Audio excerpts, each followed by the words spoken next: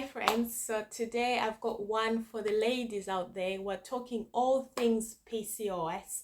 So if you know someone who has PCOS or if you think you have PCOS, then please stay tuned.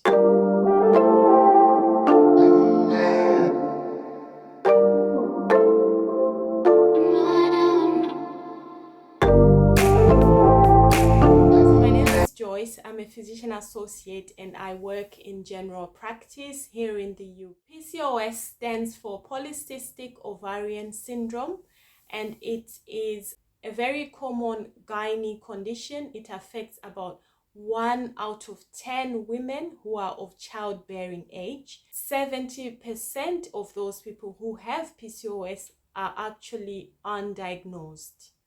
And it's the most common cause for women to not ovulate. And it's also one of the reasons why women would have a diagnosis of type 2 diabetes before the age of 40.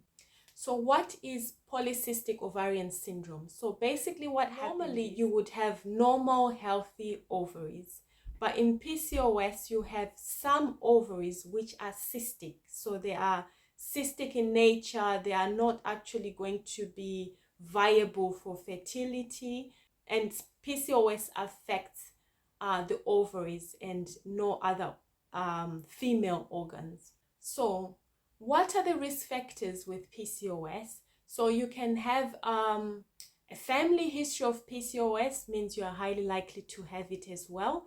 If you have high levels of testosterone, high levels of insulin, then you are likely to have it, and if you have high blood pressure as well. So what are the symptoms of PCOS?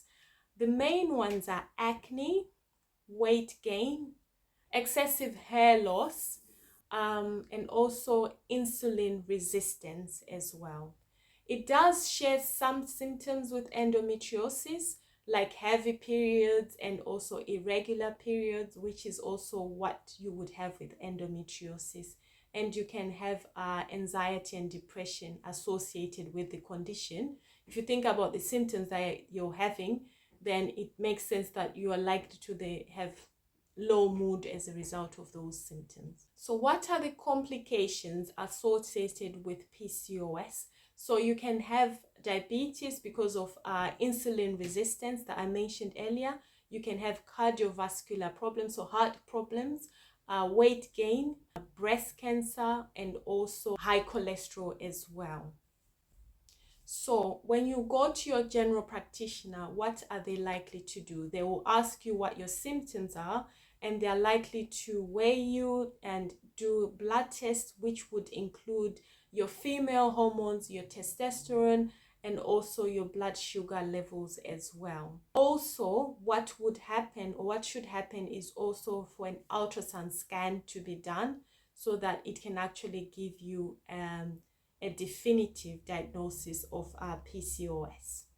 So in terms of treatment for PCOS, there is no cure, but we can control the symptoms that you're having. If you cast your mind back to what the symptoms were, so for acne, we can treat you for that. So acne treatment would be what we would treat you for. If you're having irregular periods, we can recommend that you go on the combined oral contraceptive pill to control your periods. We could also maybe do metformin as well to help with the insulin resistance side of things. And some ladies actually say it helps to control their periods as well. And if you are ready to have a family, it might be difficult to get pregnant. So you would have, or you should have, fertility support as well to support you through that journey. So what can you do to sort of help yourself? So what you can do, definitely in terms of diet, what you need to avoid is gluten, soy, alcohol, dairy, and also sugar.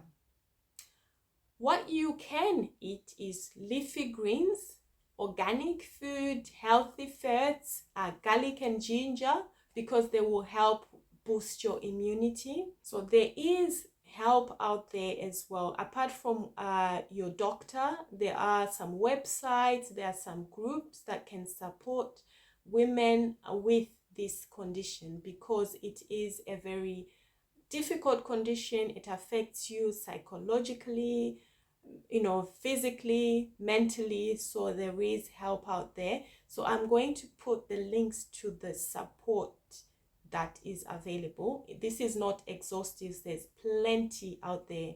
So if you have any questions or you suspect you might have PCOS, then head straight to your GP or your family doctor so that they can do the needful. So I hope this has been helpful. If it has, then you know what to do. Share, like, and subscribe. So I'll catch you on another one.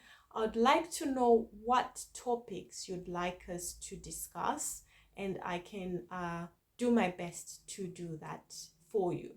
So take care, and I'll catch you next time.